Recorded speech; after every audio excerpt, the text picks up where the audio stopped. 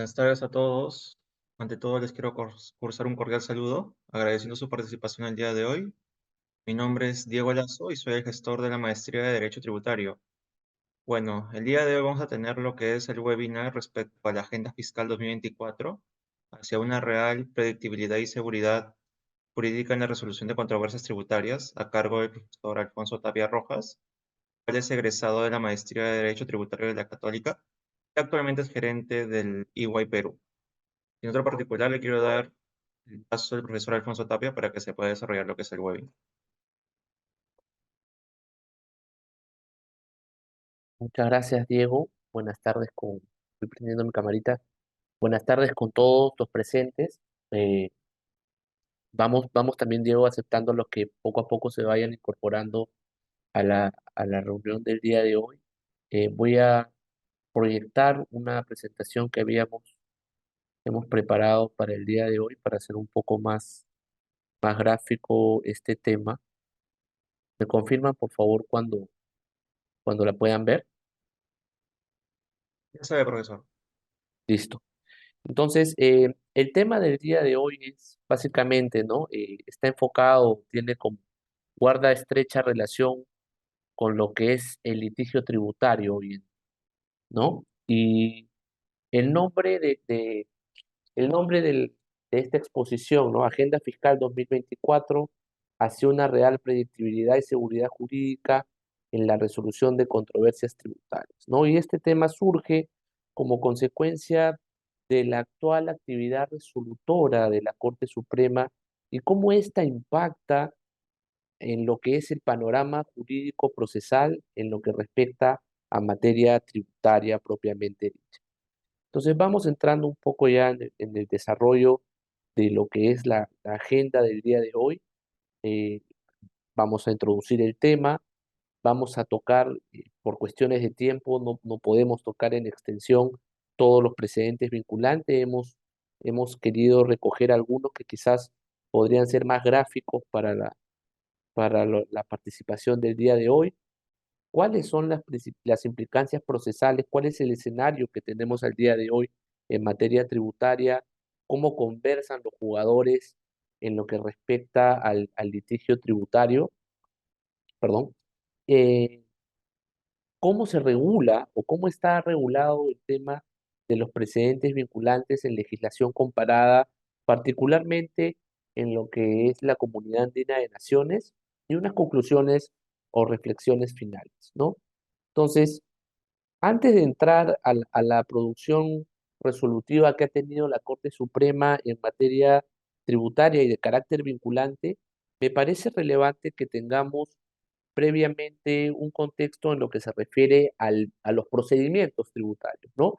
Y básicamente tenemos que tener en cuenta de que el litigio tributario parte de la premisa o parte de la relación que se genera como consecuencia entre el despliegue de las actuaciones o el despliegue de las facultades de la administración tributaria y cómo éstas impactan en el contribuyente, ¿no? Recordemos de que la relación jurídico-tributaria es una relación de derecho público entre el contribuyente y la administración pública concretizada en la administración tributaria, que puede ser la SUNAT, pero también puede ser cualquier organismo regulador con facultades tributarias de recaudación, como también lo tenemos en el OSINERMIN, lo tenemos en el OSITRAN, lo tenemos en el OEFA para el aporte por regulación en los ámbitos de su competencia.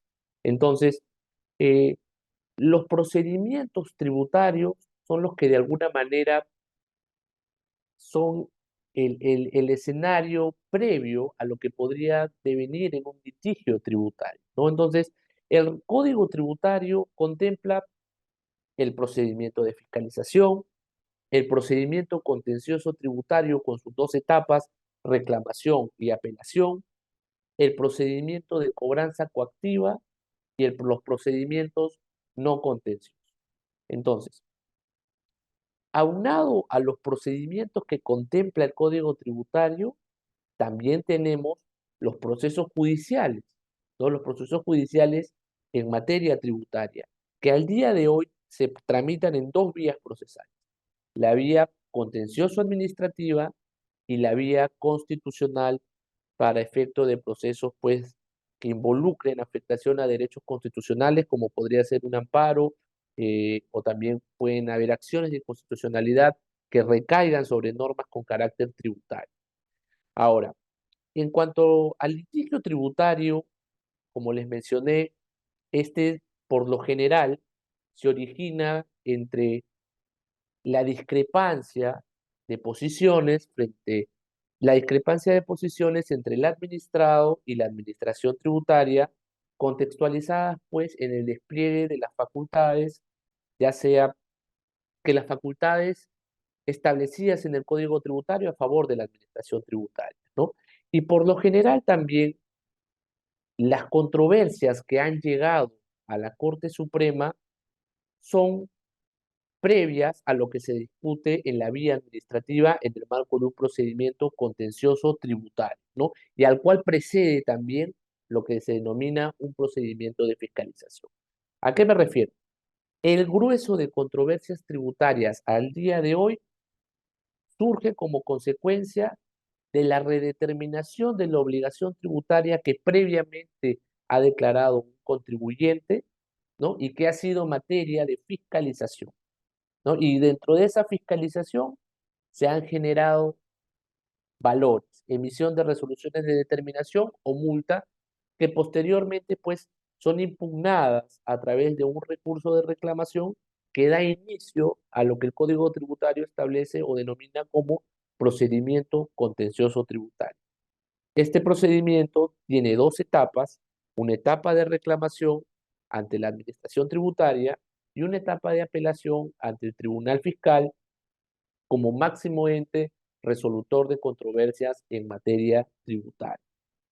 Ahora, contra la resolución del Tribunal Fiscal, ¿es impugnable la misma? Sí, es impugnable, está establecido en el artículo 157. Se tiene un plazo para impugnar la resolución del Tribunal Fiscal a través de la interposición de una demanda contenciosa administrativa. Es un plazo de 3 meses contados a partir del día hábil siguiente a la notificación de la resolución del Tribunal Fiscal. Ahora, el proceso judicial tributario que se tramita en la vía contenciosa administrativa tiene tres instancias. Una primera instancia ante un juzgado, una segunda instancia ante una sala superior y una tercera instancia ante la Corte Suprema. Y aquí me quiero detener un poco porque es importante que ustedes sepan de que el litigio tributario como tal, ¿no? Eh, tiene mucho arraigo en el país. O sea, hay un primer, o el reciente punto de quiebre de la dilucidación de controversias tributarias, el más reciente, lo tenemos en el año 2012, donde por primera vez se crea la especialidad de juzgados tributarios, salas tributarias, y también se crea una sala suprema y un juzgado constitucional en materia tributaria. Ese es el más reciente punto de quiebre en lo que se refiere a la resolución de controversias tributarias en la vía judicial. Pero tengamos en cuenta también de que la resolución de controversias tributarias en la vía judicial tiene aproximadamente casi 80 años en nuestra historia en el país. Y tiene también, y si bien al día de hoy se tramita en la vía contenciosa administrativa, que es una vía principalmente del control jurisdiccional de actuaciones de la administración pública, no siempre se tramitó en la vía contenciosa administrativa. Y no siempre se tramitó en la vía contenciosa administrativa que se regula a través de hoy día de la ley 27584, que es un cuerpo normativo específico para la tramitación de este tipo de controversias, sino también se tramitaba antes en el Código Procesal Civil, en un apartado específico en donde se regulaba la acción contenciosa administrativa. Y si nos vamos más atrás, tenemos de que las controversias tributarias a nivel judicial se tramitaban se tramitaban en la vía contenciosa administrativa, sí, regulada en el Código Procesal Civil, pero si nos vamos más atrás, esta vía o el cuerpo normativo que regulaba esto era la Ley Orgánica del Poder Judicial, y así podemos irnos hasta el Código de Procedimientos Civiles de 1912. ¿Y a qué me refiero y cuál es la idea de tener este contexto histórico de resolución de controversias tributarias a nivel judicial es que, en primer lugar, la dilucidación de controversias tributarias a nivel judicial es algo que ya tiene larga data en el ordenamiento jurídico peruano. Lo segundo es que, en primer lugar, la vía de resolución de controversias, de controversias tributarias fue la vía civil, regulada en el Código de Procedimientos Civiles y posteriormente en el Código Procesal Civil. Y eso de alguna manera impregna de usos y costumbres a la propia práctica procesal, ¿no? Y eso afecta, y también de hecho fue materia de alguna ponencia, afecta el rol de dirección del juez tributario en el marco de la resolución de controversias. Como tercero, la vía contenciosa administrativa es al día de hoy la vía específica para la resolución de controversias tributarias ordinarias y tiene sus propias particularidades, más allá de que también en esta vía se puedan impugnar otro tipo de actuaciones de la administración pública que no tengan contenido tributario. Pero vamos entrando un poco ya más en materia y tengamos en cuenta de que al día de hoy, antes de entrar ya a los precedentes propiamente dichos, al día de hoy, pues, la Corte Suprema ha tenido distintos, ha tenido o ha participado en la emisión de distintos precedentes vinculantes, ¿no? De hecho, la Corte Suprema, a diferencia de años pasados, ha tenido una abundante producción de jurisprudencia vinculante, ¿no? Siendo el primer precedente vinculante el que se emitió para, para los temas de pagos a cuenta, ¿no? Omisiones en la determinación y pago de los pagos a cuenta del impuesto a la renta y la generación de intereses moratorios asociados a los mismos. Este primer precedente vinculante, si no me equivoco, se emitió cerca del año 2015-16 eh, y tuvo un fuerte impacto en lo que se refiere pues al panorama procesal tributario, en tanto el tribunal fiscal hasta la emisión de ese precedente no manejaba un criterio vinculante en contra, pero sí manejaba una posición en contra a través de su línea jurisprudencial no vinculante.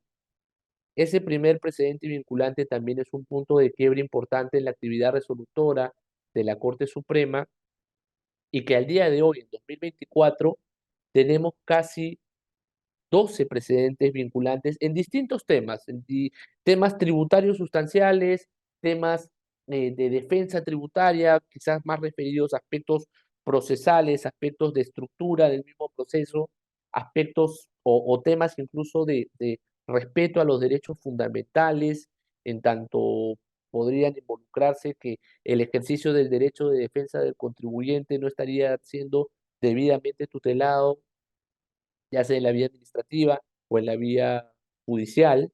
Entonces, la actividad resolutora de la Corte Suprema como máximo ente resolutor de controversias al día de hoy en la vía judicial y en materia tributaria ha tenido un impacto desde que se crearon los juzgados tributarios y ha tenido un impacto también en su relación con otros jugadores que dominan la materia tributaria, que dominan el panorama tributario, como son el Tribunal Fiscal y como son los órganos de la Administración Tributaria, como puede ser la SUNAT u otros reguladores.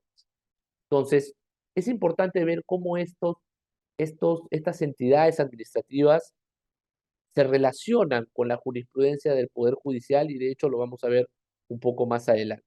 Entonces, vamos entrando un poco ya en los precedentes que hemos elegido para el día de hoy. Y uno de los primeros precedentes que queremos mencionar es el precedente de los medios probatorios extemporáneos, ¿no? En la casación 546-2022 del Distrito Judicial de Lima. Ahora, este precedente, eh, de alguna manera, y eso es algo recurrente en los precedentes vinculantes que emite la Corte Suprema, y es que para efecto de que un precedente vinculante se emita y se apruebe como tal, tiene que haber previamente un universo de casos que de alguna manera delimiten o delineen una línea jurisprudencial recurrente y por la cual la Corte Suprema establezca la necesidad de emitir un criterio vinculante que sirva como parámetro de referencia para la resolución de controversias eh, similares, análogas, ¿no? Y por ende, pues, de alguna manera, la actividad resolutora de este máximo órgano resolutor de controversias pueda aligerarse y pueda alivianarse, ¿no? Entonces, el precedente vinculante como tal, la Corte Suprema como tal, tiene como función la unificación de la jurisprudencia. Entonces, es justamente la emisión de estos criterios vinculantes en materia tributaria una de las manifestaciones por las cuales se busca concretizar uno de los principales objetivos de creación de la Corte Suprema, ¿no? Que es, perdón, la unificación de la jurisprudencia. Entonces, ¿qué sucedió con los medios probatorios extemporáneos? ¿Qué era lo que sucedía con los medios probatorios antes de este precedente vinculante?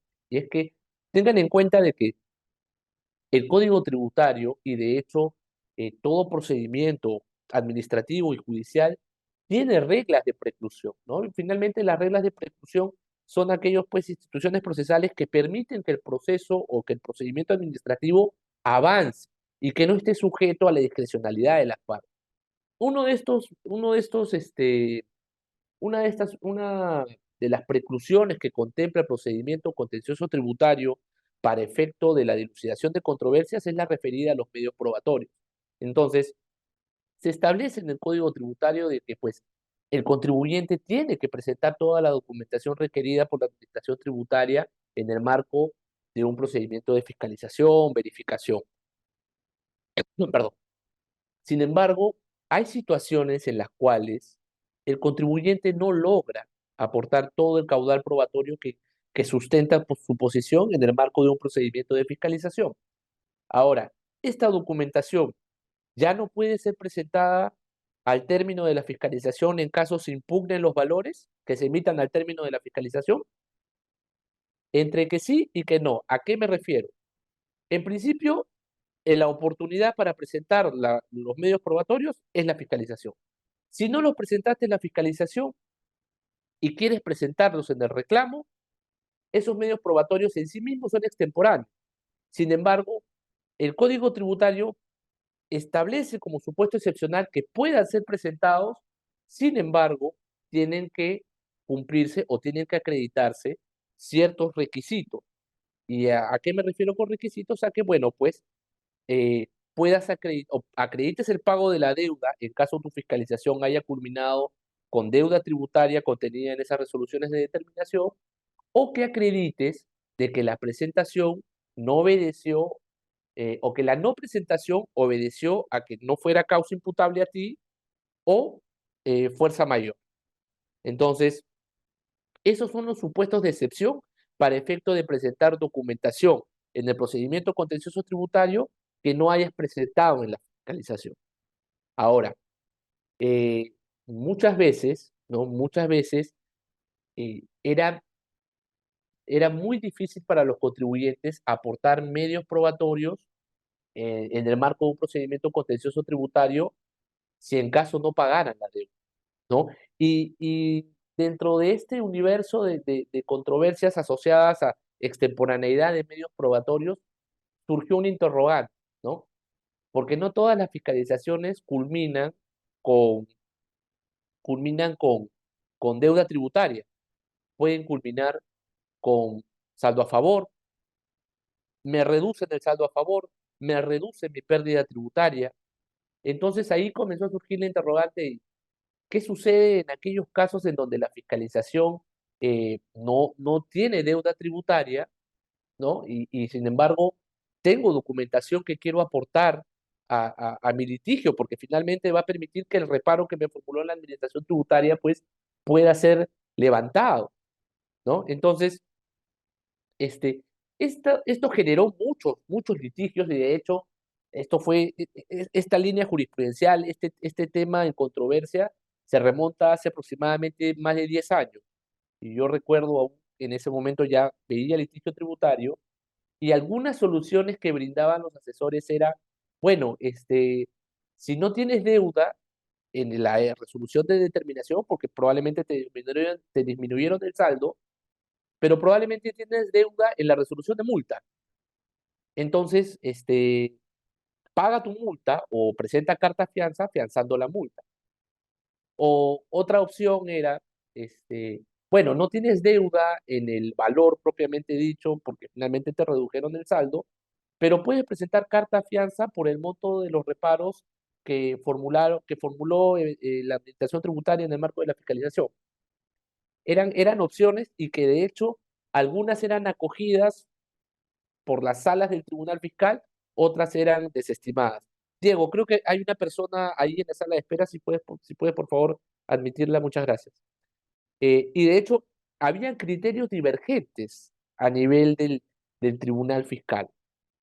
Sin embargo, esto generó un cambio normativo, que de hecho lo tenemos al día de hoy en el artículo 141 del Código Tributario, en el cual se establece de que las personas, o los contribuyentes, mejor dicho, que no tengan deuda tributaria, van a poder aportar los medios probatorios que sustentan su posición sin que estos sean calificados de extemporáneos. Ahora, eh, ¿qué era lo que sucedía? ¿Qué era lo que sucedía con las controversias tributarias a nivel judicial? Era de que, por ejemplo, ¿no? Seguimos en el caso o en el supuesto que había deuda tributaria y no pagué la deuda. Y finalmente, esos medios probatorios, pues, los presento en la vía judicial, perdón, los presento en la vía administrativa, no me los valoró la SUNAT, no me los valoró el Tribunal Fiscal, porque finalmente los calificaron como extemporáneos y no pagué mi deuda, y al final yo interpongo mi demanda contenciosa administrativa contra la resolución del Tribunal Fiscal que me es desfavorable, y vuelvo a presentar esos medios probatorios. Entonces, ¿qué es lo que sucede ahí? Esos medios probatorios extemporáneos pueden ser valorados en la vía judicial, ¿no?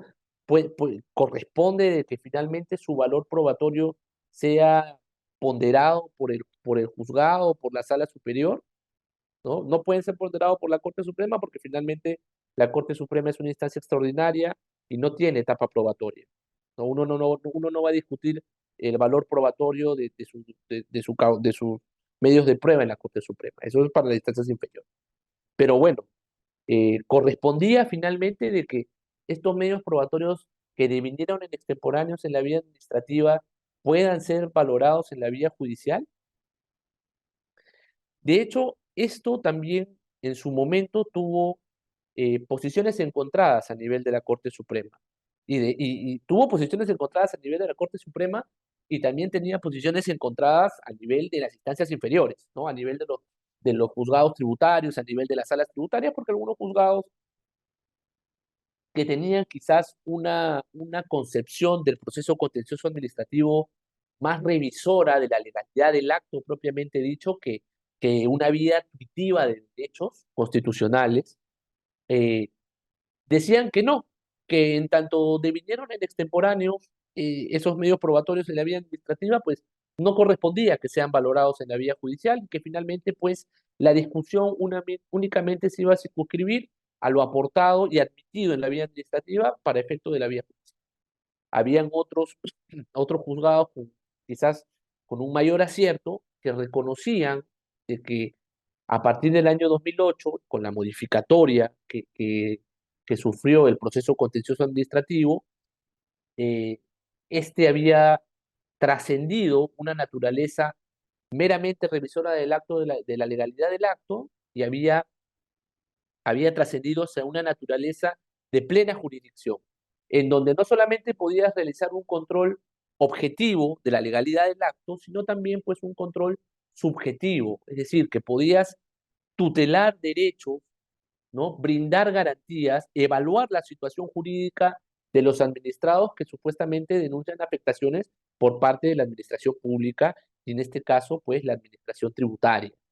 Entonces, antes de este criterio vinculante, ya la Corte Suprema, de alguna manera, en pronunciamientos no vinculantes, reconocía de que los medios probatorios extemporáneos o que debían devenido en extemporáneos en la vía administrativa podían ser valorados en la vía judicial en tanto y en cuanto se encuentren directamente vinculados con la materia controvertida que viene de la vía administrativa, ¿no? Entonces, ese fue un paso importante que de hecho quizás no tuvo la publicidad naturalmente que tiene un precedente vinculante, pero que de alguna manera nos lleva a identificar de que los precedentes vinculantes, de que a los precedentes vinculantes les precede una serie de controversias, le precede una línea jurisprudencial que la forman los propios contribuyentes que no están de acuerdo con la administración tributaria y que ejercen su derecho a la defensa, ¿no? Porque el litigio de por sí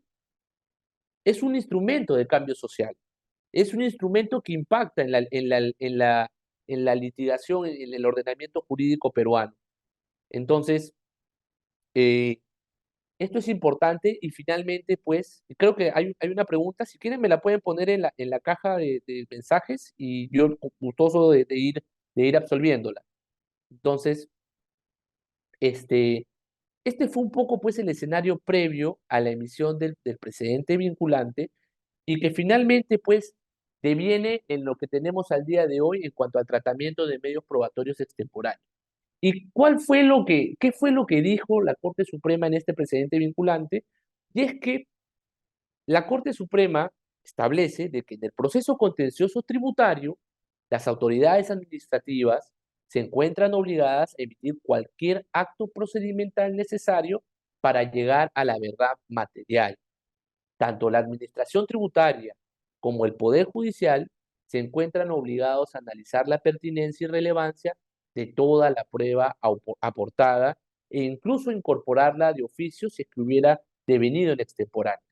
Esto es muy relevante en la medida de que establece esta obligación en función al principio de verdad material, porque de hecho el principio de verdad material que está tipificado en el título preliminar de la Ley de Procedimiento Administrativo General es de aplicación directa al procedimiento, a los procedimientos tributarios en sí, ¿no? Entonces, sustenta y fundamenta el procedimiento contencioso tributario en tanto la Administración Tributaria y el Tribunal Fiscal como entidades resolutoras van a dilucidar una controversia tributaria. Entonces, es importante esta obligación en cabeza de la Administración Tributaria y el Tribunal Fiscal para efecto de que en virtud al principio de verdad material evalúen el valor probatorio que puede tener determinados medios probatorios que hubieran devenido en extemporáneos para efecto de incorporarlos de oficio para la resolución de la controversia. Y aunado a esa regla vinculante, es igual de importante la obligación que impone en los jueces del Poder Judicial para efecto de que ellos también puedan evaluar la pertinencia de estos medios probatorios y los puedan incluir de oficio. E incluso también en el precedente vinculante eh, se establece la obligación de que en los jueces del Poder Judicial, si tienen todos los medios probatorios para efecto de resolver la controversia, se pronuncien sobre la misma. Esto es importante porque, de alguna manera, hay un dicho que dice que justicia que tarda no es justicia. Y de por sí, los litigios tributarios en el país, uno de los principales o una de las principales falencias de los litigios tributarios en el país es la demora, ¿no? La demora y que incluso en escenarios o en determinados casos concretos genera intereses moratorios que incrementan onerosamente la deuda, ¿no? Y no solamente por la demora en resolver, sino que en casos, incluso esa deuda tributaria tiene en su composición intereses capitalizados. Entonces, eh, la demora en la justicia es un tema relevante y que siempre se busca combatir. Entonces, la regla vinculante que impone al juez la obligación de emitir pronunciamiento de fondo al momento de evaluar los medios probatorios, incluso aquellos extemporáneos, es muy importante porque por lo general, cuando los jueces tributarios identificaban de que había un medio probatorio que era pertinente y no había sido admitido o no había sido valorado por el Tribunal Fiscal, lo mandaba el expediente, declaraba la nulidad de la resolución del Tribunal Fiscal y mandaba el expediente a la instancia administrativa para que se vuelva a emitir pronunciamiento. Y esto pues dilataba el, el litigio tributario aún más, porque de hecho los litigios tributarios a nivel administrativo y a nivel judicial pues tienen una duración considerable, ¿no? Entonces, esto se debe a distintos factores, esto se debe a sobrecarga procesal, se debe quizás a poca especialización de los jueces o de las entidades a cargo. Son muchos factores que podrían incidir en la demora no justificada en la resolución de una controversia tributaria. Pero al día de hoy, en cuanto a medios probatorios extemporáneos, este es el panorama. Es decir, un medio probatorio extemporáneo en la vía administrativa es perfectamente admitible en la vía judicial, siempre y cuando también se evalúe su valor probatorio y así y a su vez también, en caso sea admitido en la vía judicial, el juez tributario tiene que pronunciarse sobre el fondo de la controversia y no limitarse a declarar la nulidad y el reenvío a la instancia inferior. Entonces, voy entrando también un poco, a ver, voy a leer un poco la pregunta. Tres escenarios de la presentación de los probatorios, luego de la comunicación de las conclusiones, durante la disposición del recurso, al momento de la demanda, el sede judicial. Correcto. Bueno, bueno, este es un comentario más que una pregunta, entiendo. Sí, hay oportunidad para efecto de presentar los medios probatorios y en cuanto a la oportunidad, pues se evaluará su extemporaneidad o no en función a las reglas que establezca el Código Tributario. Ahora, presentación de declaración jurada rectificatoria. Este también es un tema que al día de hoy pues viene siendo un poco, o sea, viene siendo controversial en la medida de que la Corte Suprema al aprobar este criterio vinculante, de alguna manera pues está cerrando la posibilidad de que los contribuyentes que en el momento de la fiscalización aceptaron mediante la presentación de una declaración jurada rectificatoria, aceptaron determinados reparos que se formuló la Administración Tributaria, les cierra la posibilidad de que ellos puedan discutir esta, estos reparos tanto en la vía administrativa como en la vía judicial, ¿no? Entonces, este es un tema que de alguna manera también es controversial porque, en mi opinión, no va de la mano con con lo que es la naturaleza del proceso contencioso administrativo de plena jurisdicción, ¿no? Finalmente, eh, la vía contenciosa administrativa es una vía en sí misma de control de las actuaciones de la administración pública, de control jurisdiccional. Y en esa medida, este criterio de la Corte Suprema desconoce que en la práctica, en las fiscalizaciones, muchas veces la compañía presenta una declaración jurada rectificatoria y puede que incluso pague la deuda tributaria proporcional a los reparos formulados.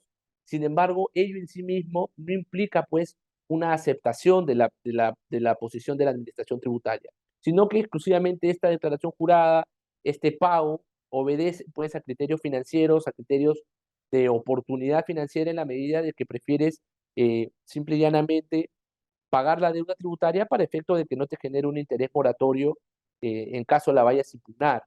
Ahora, eh, la declaración jurada rectificatoria en sí misma, si bien conlleva una manifestación por parte del contribuyente con relación a conlleva una manifestación o una aceptación en cuanto a los reparos formulados por la administración tributaria, tampoco es que se esté escrita en piedra, porque propiamente toda declaración jurada que presente el contribuyente es pasible eh, de ser materia de fiscalización, ¿no? O sea, por ejemplo, lo que yo presento en mi declaración jurada es pasible de fiscalización.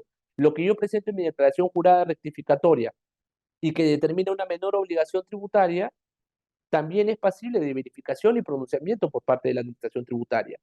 Entonces, los efectos que yo le pueda dar a una declaración jurada rectificatoria en sí mismo siempre son pasibles de ser modificables a través de la actuación de la administración tributaria. Y por ende, en tanto modificables, no se le pueden atribuir efectos definitivos, más aún si es que yo dejo claro o o manifiesto de que no estoy conforme o de que ese pago que yo estoy realizando obedece únicamente a cuestiones económicas, ¿no? Entonces, No se puede recortar el derecho de defensa de los contribuyentes para efecto de cerrar la discusión en la vía administrativa y en la vía judicial. Ahora, en la práctica, ¿esto qué genera? Genera de que finalmente, si tú estás en el marco de una fiscalización, pues si vas a rectificar, tienes que pensar muy bien eh, cuáles son los aspectos que vas a rectificar, ¿no? Porque finalmente ya para efecto del litigio ya no vas a poder impugnar o no vas a poder abrir la discusión eventualmente en la vía administrativa y ahora con el pronunciamiento vinculante de la Corte Suprema, tampoco este podrá ser atendido por la Corte Suprema. Eh, A ver, la pregunta, me estaba haciendo una pregunta, creo que las preguntas las voy a ver hacia el final, ¿ya? Entonces, para no perder un poco la hilación en cuanto a la exposición. Entramos con el límite a la facultad de revocación, modificación, sustitución o complementación de los actos emitidos por la Administración tributaria. Bueno, en este caso en concreto, ¿qué fue lo que sucedió? Eh, una administración tributaria realizó un procedimiento de fiscalización a un contribuyente y al término del procedimiento de fiscalización, pues emitió valores, emitió resoluciones de determinación. Sin embargo, con posterioridad al término del mismo, pero dentro del plazo de prescripción, en aplicación del artículo 108, emitió resoluciones de multa para efecto de pues, sancionar a la compañía por haber incurrido supuestamente en la infracción tipificada en el numeral 1 del artículo 178. Estos valores naturalmente fueron impugnados en la vía administrativa y también pues la controversia al final fue judicializada y llegó a la Corte Suprema. Y en la Corte Suprema, la, este colegiado esboza una argumentación en el sentido de que el principio de seguridad jurídica tiene un valor importante dentro del ordenamiento jurídico tributario y cómo orienta este, la facultad de fiscalización de la administración tributaria. Y en esa medida, si la administración tributaria redeterminó la obligación tributaria sobre la base y apreciación de determinados hechos a la luz de la interpretación de la norma jurídica, no puede notificar resoluciones de multa con posterioridad al término de esa fiscalización, basándose en los mismos hechos, en el mismo caudal probatorio aportado por el contribuyente. Porque eso denota una negligencia, una desidia en el ejercicio de su facultad de fiscalización que ya ejerció previamente y que ya culminó con la emisión de valores. Entonces, no puede utilizar, más allá de que esté dentro del plazo de prescripción, no puede utilizar el artículo 108 de revocación de actos administrativos con posterioridad a la notificación para efecto de sancionar a la compañía, porque ello no va de la mano pues con la seguridad jurídica que se le busca otorgar al contribuyente que ha sido fiscalizado. Entonces, de alguna manera, si se dan cuenta, al menos de los precedentes que estamos mencionando, eh, en el de medios probatorios y particularmente en este, la Corte Suprema en ciertos casos adopta un criterio quizás más garantista de los derechos de defensa del contribuyente, ¿no? Más garantista de la predictibilidad, de la seguridad jurídica en lo que respecta a las controversias tributarias. También tenemos criterios que quizás uno pueda discrepar en la medida de que quizás podrían representar un recorte al derecho de defensa, pero la línea jurisprudencial de la Corte Suprema es variada, o sea, tiene, tiene, tiene distintas aristas por las cuales enfoca las controversias tributarias.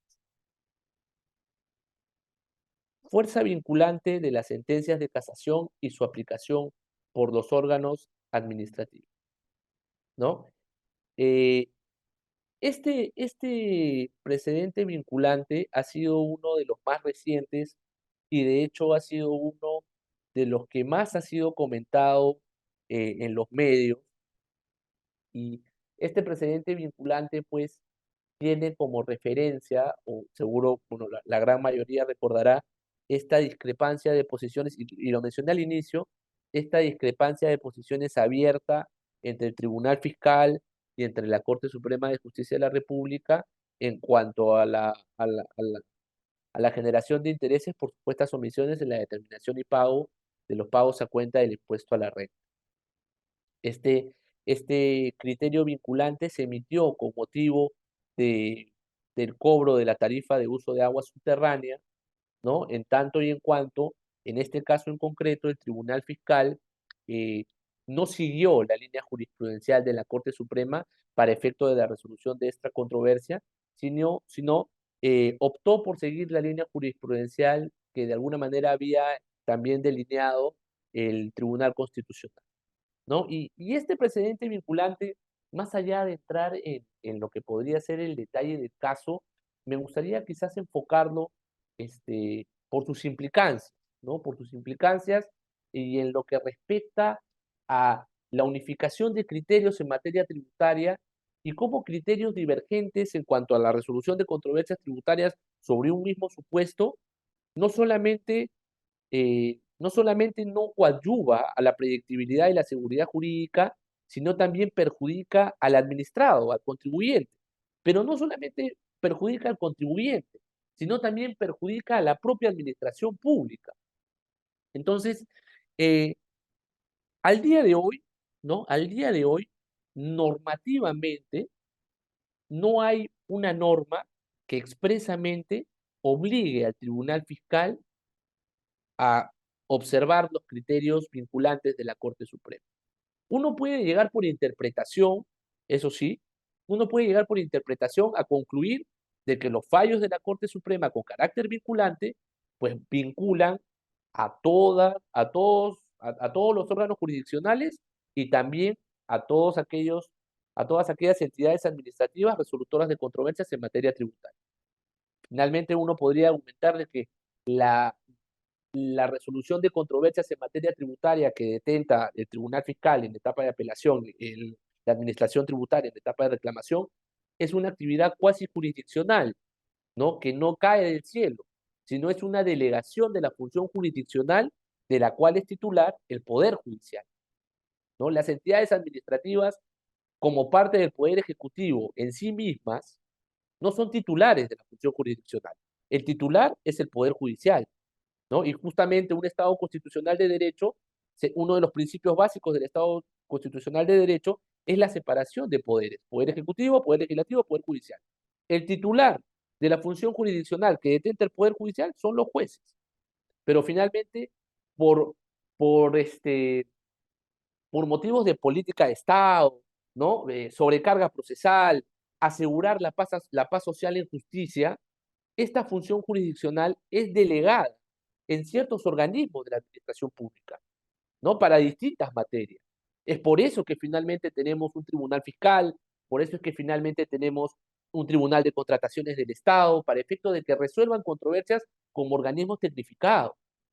Es por eso que también tenemos a una administración tributaria que resuelve controversias en etapa de reclamación para asegurar el principio de doble instancia, ¿no? Para asegurar sobre todo un principio de doble instancia que se sustenta en un principio de debido procedimiento y que tiene correlato en un derecho al debido proceso, en un derecho de orden constitucional.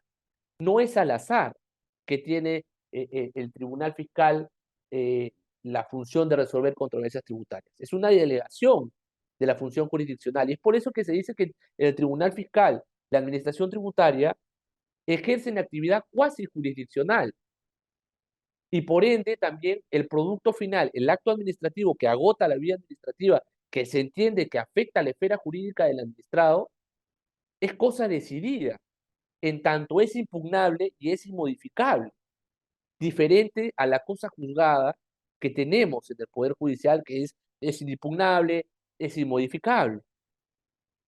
Entonces, uno a través si bien no tenemos una norma jurídica que expresamente diga los fallos de la Corte Suprema con carácter vinculante emitidos al amparo del artículo 37 de la Ley del Contencioso son de observancia obligatoria para los órganos de la administración pública resolutores en materia tributaria, si bien no lo tenemos, ello no quita de que nosotros, de una interpretación concordada, sistemática, podamos llegar a esa conclusión.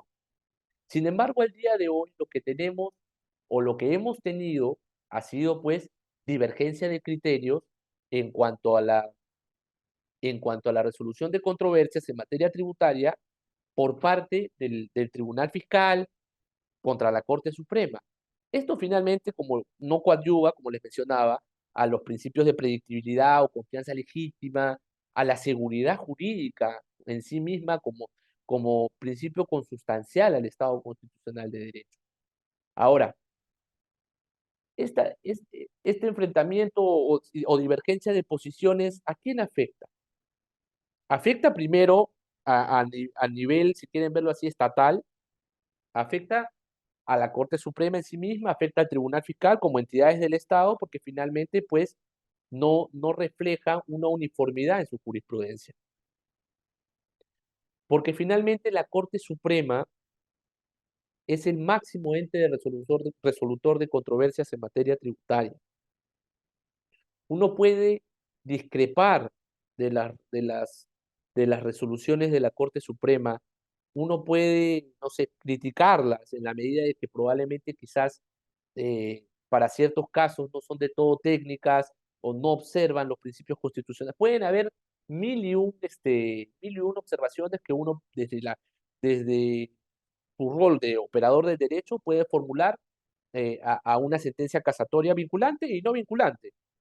Sin embargo, eso no quita de que la Corte Suprema sea el máximo ente resolutor de controversias. Y por ende, uno tiene que respetar la jerarquía. Finalmente, si tú criticas a la Corte Suprema, o sea, si uno tiene una sentencia casatoria deficiente, no es porque la Corte Suprema en sí misma esté, o sea, que la Corte Suprema en sí misma esté equivocada, sino es que los jueces probablemente que conforman la Corte Suprema no han resuelto conforme a derecho. Es decir, el problema, el problema de la tecnificación tributaria en materia de resolución de controversias de la Corte Suprema probablemente es un problema propio de los magistrados que conforman la Corte Suprema. Pero yo no puedo criticar el hecho de que la Corte Suprema en sí misma, como máximo ente resolutor de controversias, no deba estar donde está, porque finalmente eso sería criticar la propia esencia de la separación de poderes que conforman el Estado. Que podemos desplegar o políticas de Estado que nos aseguren unificación de criterios con magistrados mejor preparados, por supuesto. Que podemos, de alguna manera, desplegar programas de capacitación en materia tributaria para todos los órganos que conforman la misma, por supuesto, ¿no? Pero, sin embargo, eh, el rol que ejerce la Corte Suprema es un rol de unificación de la jurisprudencia.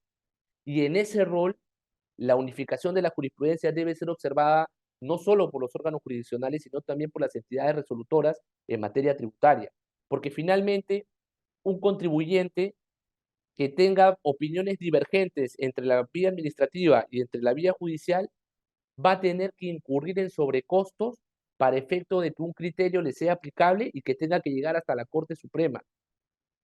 Y no todos los contribuyentes son principales contribuyentes. No todas las deudas tributarias que se, que se litigan son de millones. Algunas deudas tributarias son por muchísimo menos y representan para algunos contribuyentes un capital importante. Entonces, la divergencia de criterios que obliga al contribuyente a llegar a la Corte Suprema para que se le aplique un criterio afecta al contribuyente.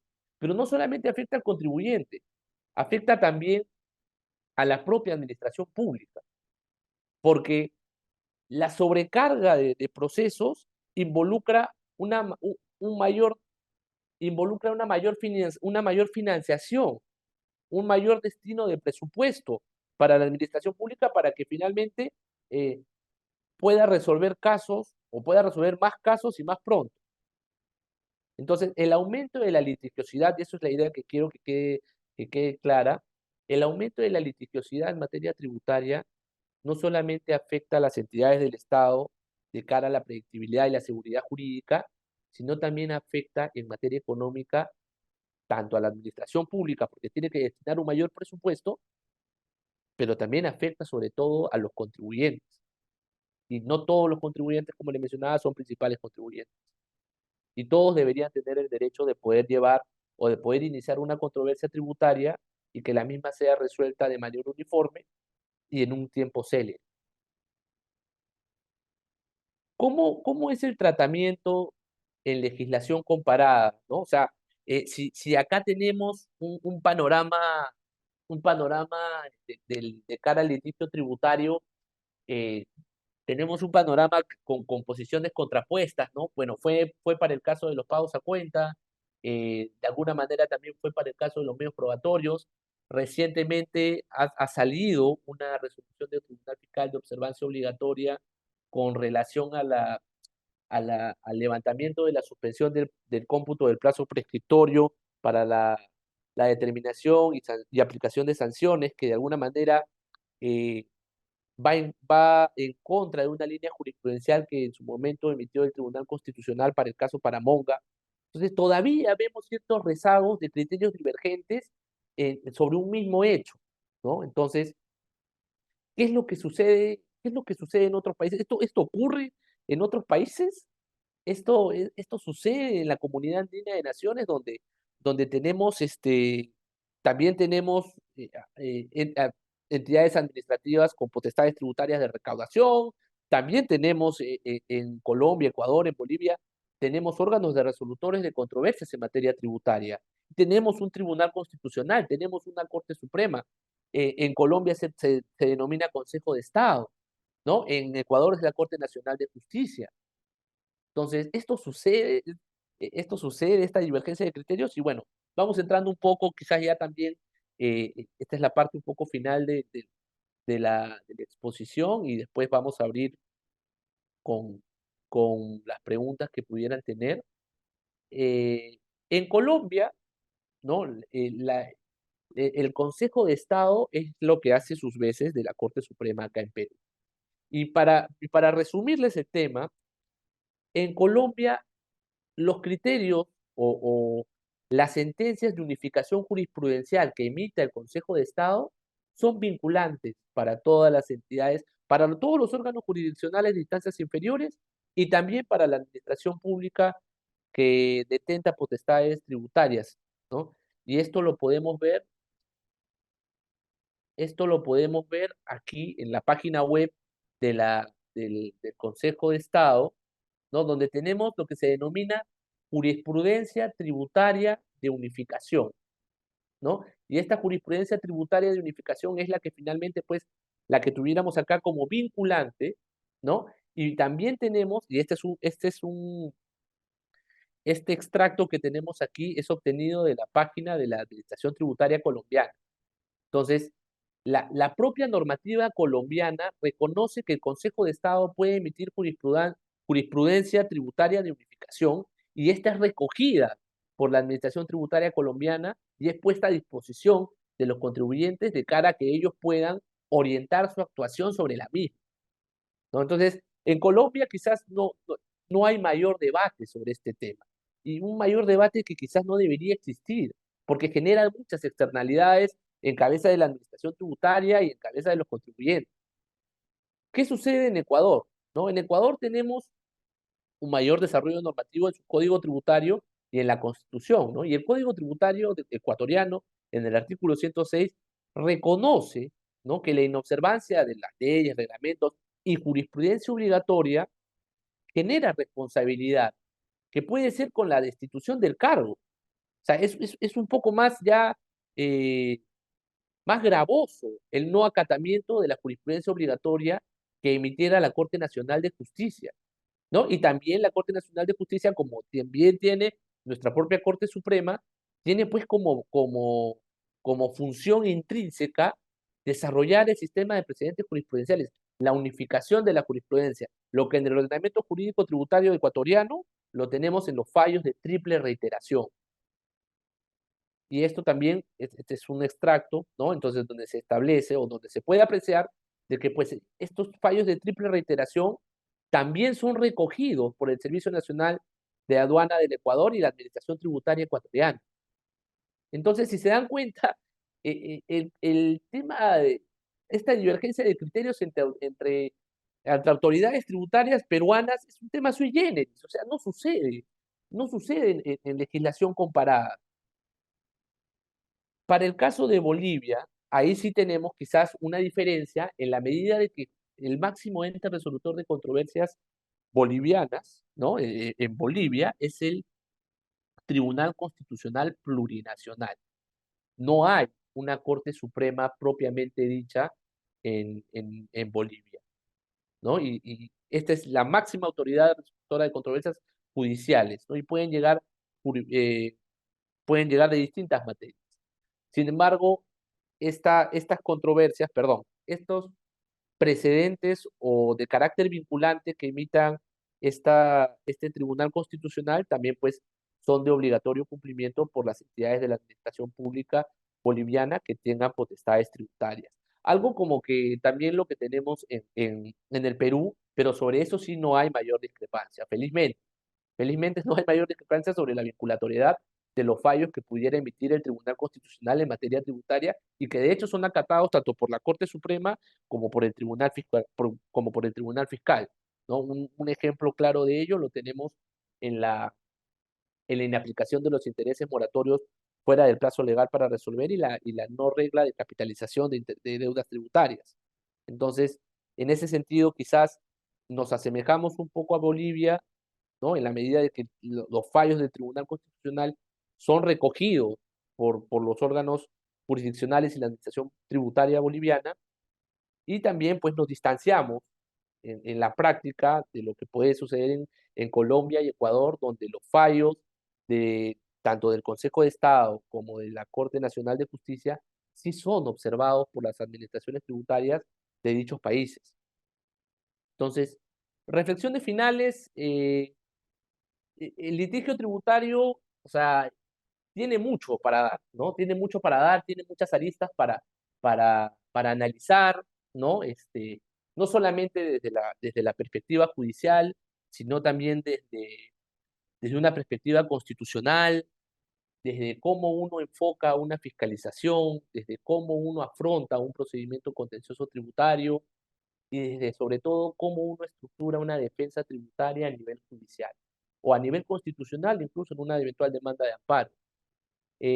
La divergencia de criterios, la contraposición de posiciones entre la administración pública, entre la administración tributaria y el Poder Judicial, no necesariamente coadyuva la seguridad jurídica, no coadyuva la predictibilidad y no solamente afecta eh, la institucionalidad de ambas entidades, sino también afecta en la práctica y económicamente a los operadores del derecho, que en este caso, bueno, pueden ser los contribuyentes, o son los contribuyentes, mejor dicho.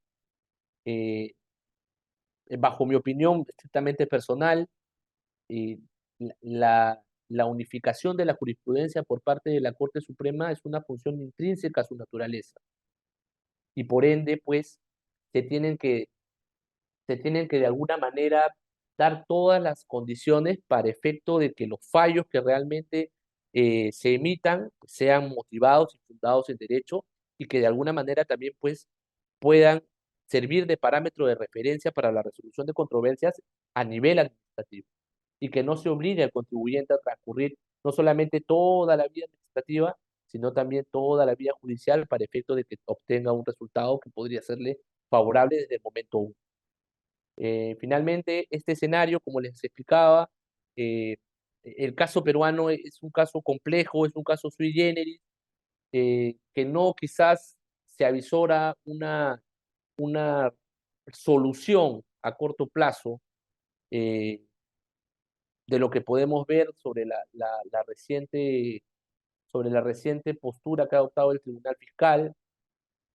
Probablemente la solución para efecto de que el Tribunal Fiscal observe la vinculatoriedad de los precedentes vinculantes de la Corte Suprema quizás no venga por el lado de la emisión de un nuevo precedente vinculante, sino quizás por el propio o por la propia incorporación de un cambio normativo expreso. eh, pero bueno, la cancha está servida, la cancha está servida y de hecho hay mucha tela por cortar en este tema. No hemos podido tocar todas las aristas que nos hubieran gustado tratar. Sin embargo, estoy abierto a quizás las preguntas que pudieran tener. Antes no quisiera terminar esta exposición sin atender quizás las preguntas que pudieran surgir.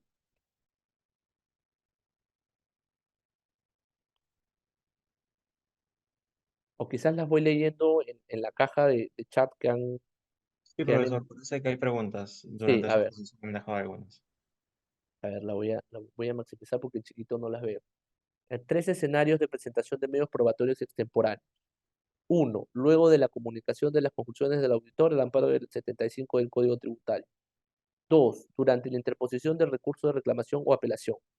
Tres, al momento de la demanda en sede judicial.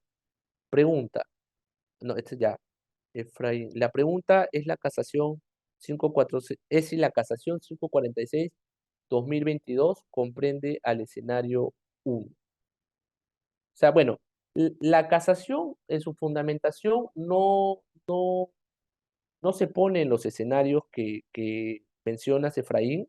O sea, no es que vaya escenario por escenario eh, para efecto de establecer de que los medios probatorios extemporáneos en cada supuesto específico deban ser analizados en la vía judicial.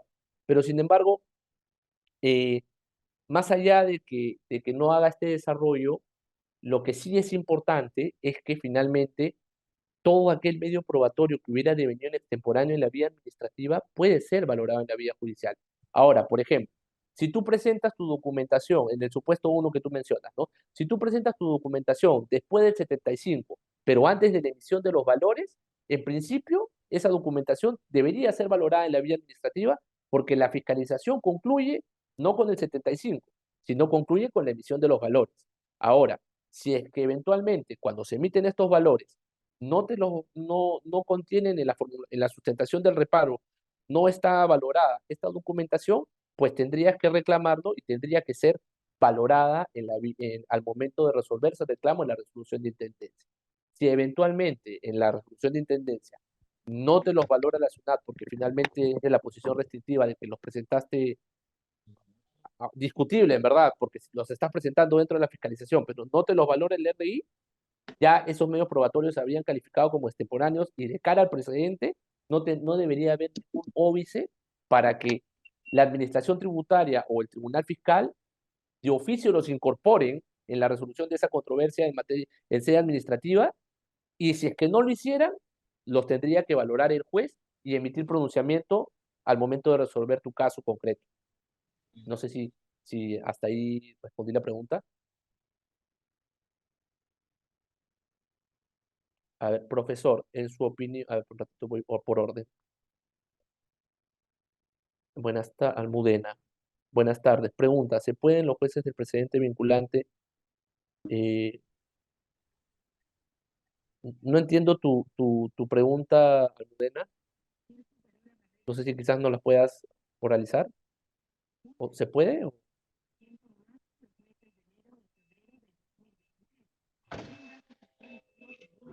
¿Se pueden presentar medios probatorios extemporáneos en etapa judicial?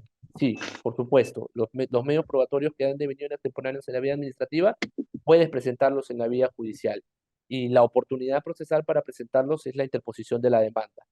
eh, con posterioridad a la presentación de la demanda, ¿puedes presentar medios probatorios? En principio no, ya esos serían medios probatorios extemporáneos para efecto del proceso judicial propiamente dicho, pero el artículo 30 establece de que puedes presentarlos en tanto sean sobrevenidos, es decir, que no hayas estado en capacidad de presentarlos en los actos postulatorios, que sería pues la presentación de la demanda. Diego Saavedra. Profesor, en su opinión, ¿la fuerza vinculante de las sentencias casatorias implica que los jueces no pueden apartarse del criterio o simplemente que no pueden no pueden dejar de observar ese criterio para resolver bajo el principio de independencia judicial? Bueno, eh, ahí hay dos respuestas, ¿no? O sea, por ejemplo, el propio artículo 37 establece de que los jueces pueden apartarse del criterio vinculante en tanto motiven por qué se están apartando.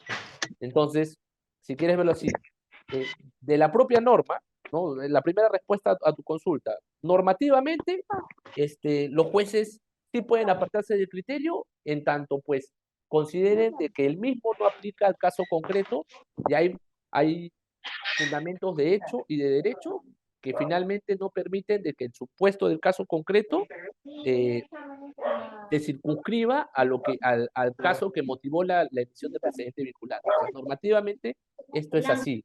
Eh, Sin embargo, pues tú tienes un tema de independencia judicial, ¿no? Y la independencia judicial, ahora, yo creo que en lo particular, yo creo que la independencia judicial obedece principalmente a que un magistrado pueda resolver una controversia sin injerencias eh, externas, políticas, doctrinarias.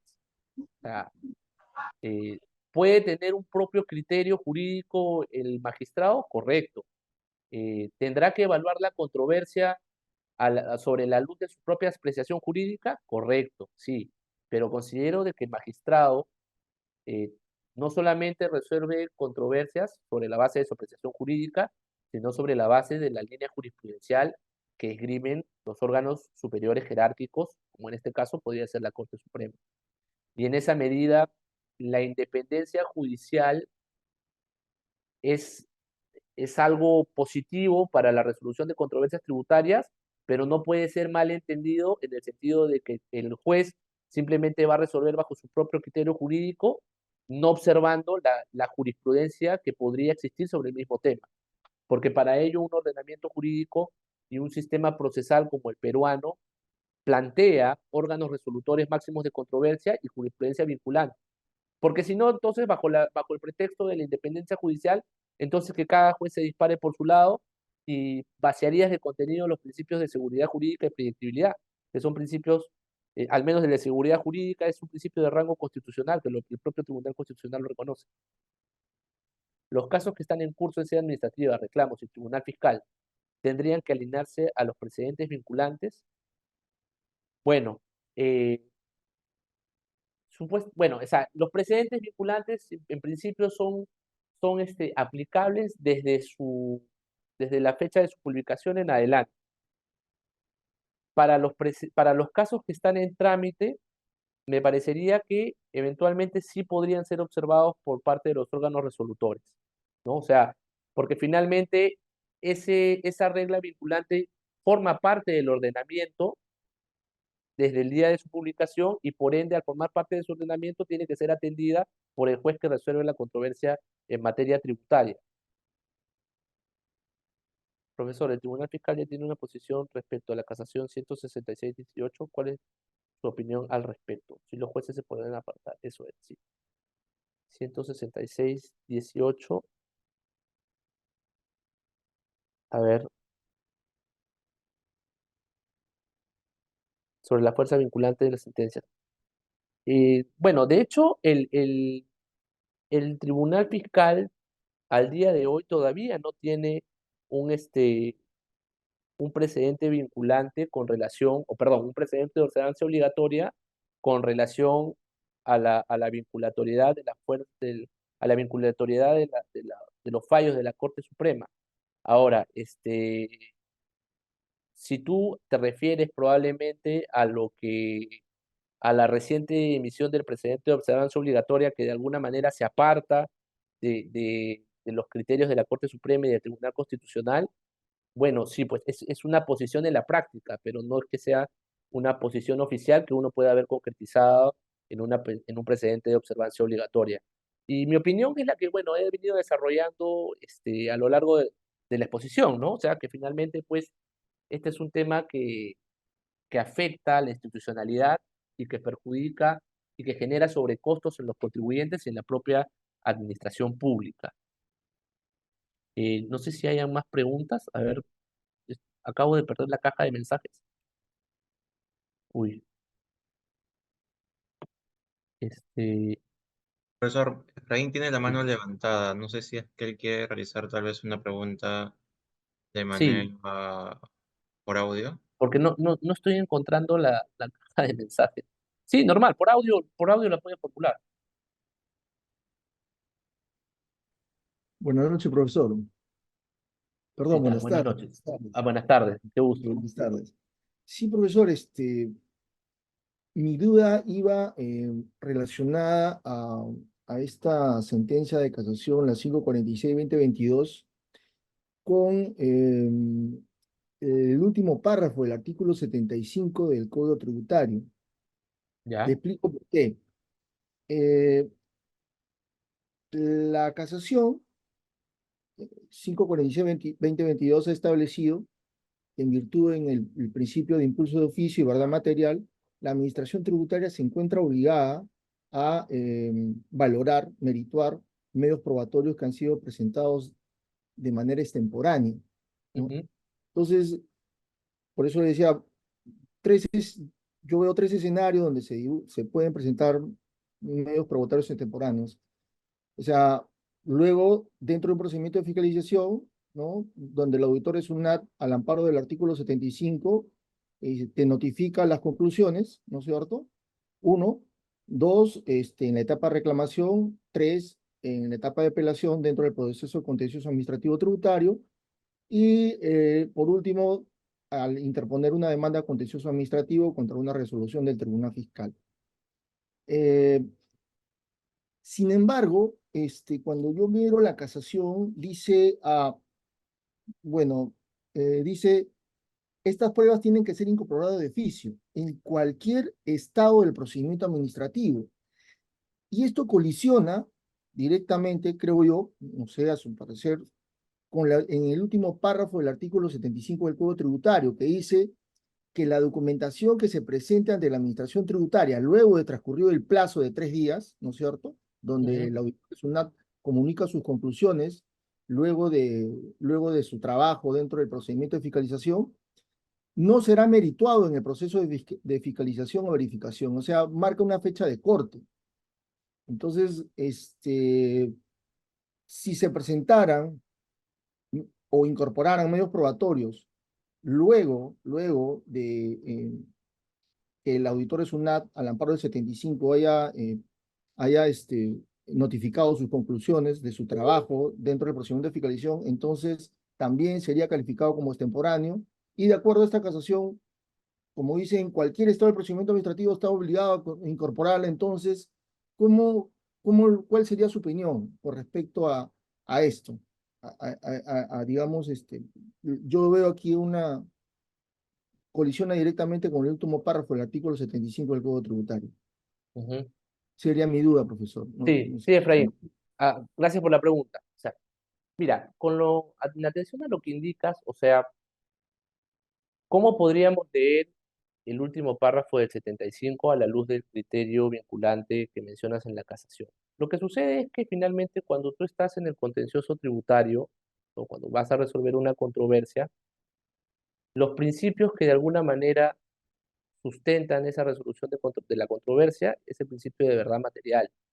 El principio de verdad material, pues, exige que la administración tributaria, más allá de las reglas precursorias que podrías tener en el marco de un procedimiento de fiscalización, como bien mencionas en el artículo 75, o más allá de las reglas de presentación de medios probatorios para la etapa de reclamación o apelación que está en 125 y en adelante, finalmente lo que se busca es llegar a la verdad material de los hechos, a una determinación de la obligación tributaria única, integral y definitiva, que debió ser en fiscalización, pero que finalmente está siendo impugnada en el procedimiento contencioso tributario.